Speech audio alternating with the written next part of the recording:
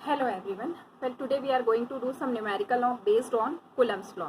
NCERT के questions हैं, that is 1.1 है, ठीक है, आप लोग देख भी सकते हैं उसमें. मैं क्वेश्चन रीड कर देती हूँ यहाँ पे.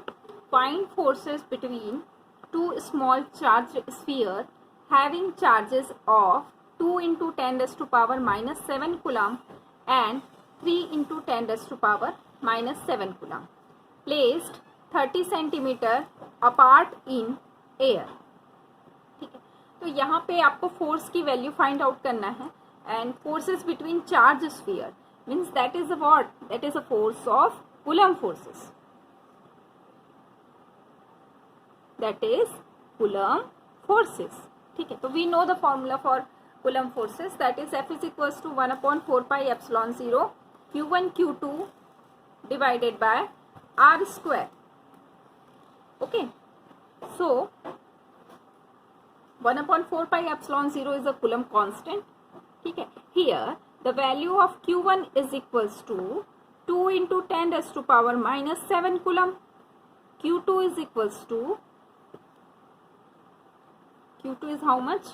It is 3 into 10 raised to power minus 7 Coulomb.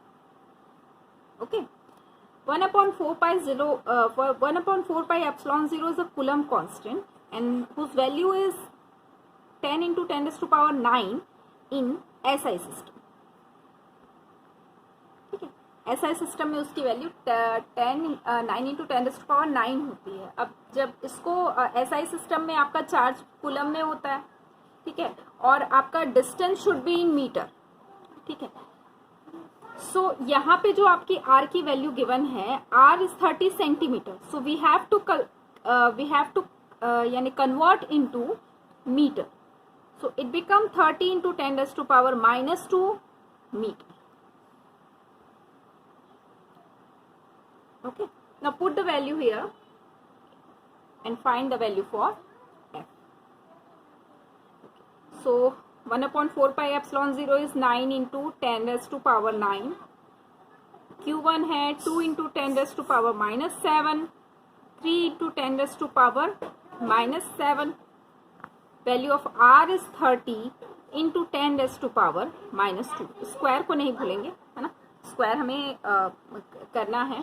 और बिकॉज ऑफ दैट स्क्वायर ये आपका क्या हो जाएगा, देखिए 9 2 18 यानी ये हो जाएगा 54 into 10 raise to power 9 and 10 raise to power 14 यानी 10 raise to power 5 divided by 9. Okay, और वो 0 के साथ वो कैंसिल हो, 9 है ना, 9 इंटू 10 रेज़ टू पावर